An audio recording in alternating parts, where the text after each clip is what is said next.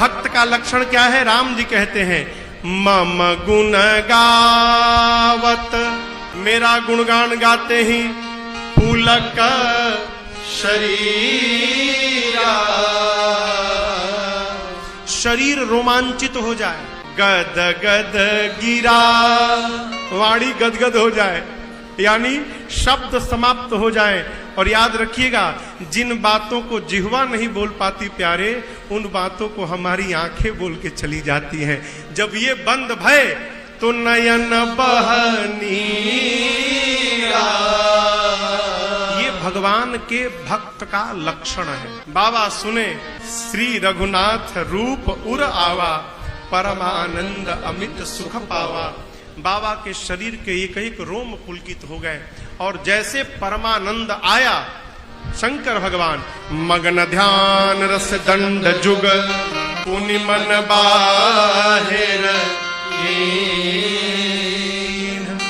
रघुपति चरित महेश तब हर्षित बरन। एक दंड में 24 मिनट होते हैं, 2 दंड में 48 मिनट। भगवान शंकर मां के प्रश्न को सुनने के बाद 48 मिनट के लिए ध्यान में प्रवेश कर गए। अब इसके बाद बस समाधि बची है। ध्यान के बाद समाधि में गए तो कब आएंगे पता नहीं है। ध्यान से तो वापस आ सकते हैं, समाधि से नहीं आ सकते। अभी ध्यान में पहुंचे हैं और ध्यान का सुख भी अद्भुत सुख है। हो जागन ध्यान जनित सुख पावा, ध्यान में है। और 48 मिनट के बाद भगवान शंकर ध्यान से वापस आए बाहर। अब आप कहोगे महाराज, जब ध्यान का सुख श्रेष्ठ सुख है तो उसका त्याग क्यों किया भगवान शंकर ने? प्रश्न है ना।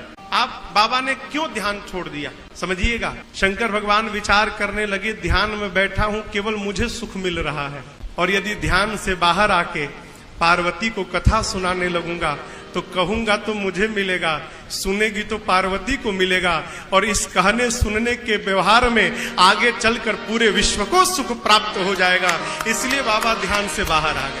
परमार्थ क्या हो? अपने स्वार्थ का त्याग करके जो दूसरों को सुखी करने में लगा हुआ है, वो जीव परमार्थ में लगा हुआ है। कई लोग कहते हैं कि त्याग करो, अरे त्याग वाग मत करो। पथिक के प्रवचनों को सुनकर त्याग मत करना, घर परिवार मत छोड़ना। क्यों? तुम्हारी औकात क्या है त्याग करने की? तुम होते कौन हो छोड़ने वाले? तुम तो छोड़ो मत, केवल घर में बैठकर ये देखते रहो कि तुमको कौन कौन छोड़ता है और कब कब छोड़ता है। तुम क्या छोड़ोगे? जिसको जिसको अपना माने हो सब छोड़ के चले